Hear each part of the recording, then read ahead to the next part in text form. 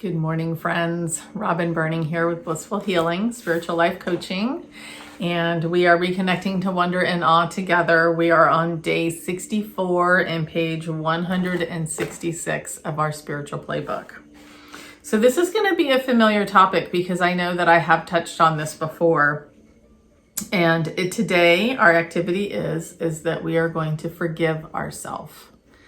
For what? I'm not sure, but we tend to think that, we've made mistakes in the past, right? And in actuality, Linda says here, if you believe that we choose our experiences and the people with whom we have them, then forgiveness, as we have come to know it, is a non-issue. And what she means by that is that we choose our experiences in life, and our experiences teach us things. They have purpose. Even if we feel like it's a mistake, it's really not. If you can look at it from an expanded version. So if we're looking at it at a lower vibrational energy, we might have feelings of guilt or stress or anger over a situation, and we feel like we need to forgive somebody and or be forgiven so we can get what she calls in here God points or karmic evening out.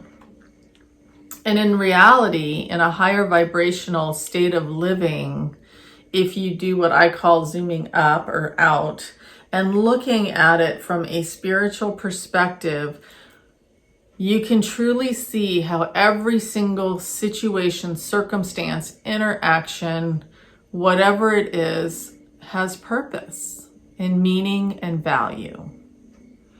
So if we can get to that place of forgiving ourselves and really realizing that forgiveness is not truly necessary, this is one of those things when we talk about things auto-resolving.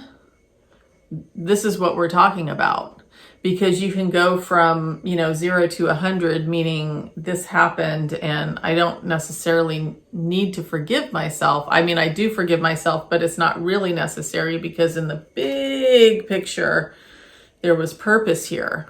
So it releases all, whatever the guilt feelings or regret, any of these things.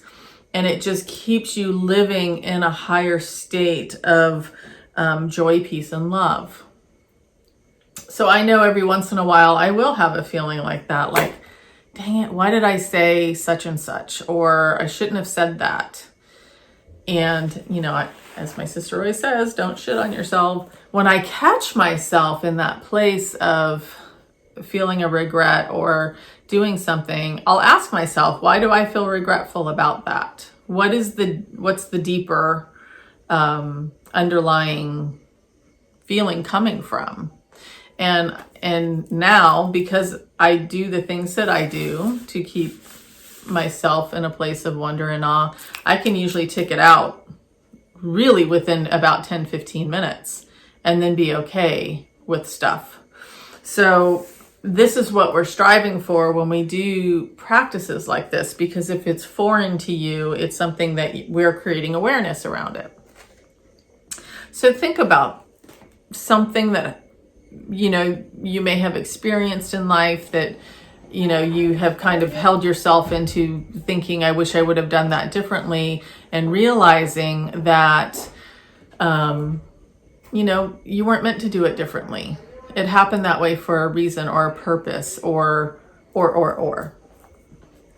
So anyway, I hope that makes sense. And she does mention in here what I have said before around this subject, and that is that when you made choices in the past, you did the best you could with what you knew at the time. And again, it served purpose, whether you learned from it or it caused you to release a relationship or a situation, whatever happened from it, it was meant to happen, and that you did the best you could at that time with what you knew. Okay. And so I know that I have touched on that before as well. So this is kind of revisiting some things and getting us used to that and thinking about that.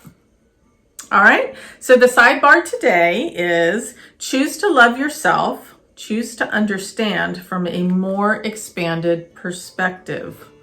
Choose you. All right, guys, I'll see you tomorrow. Bye.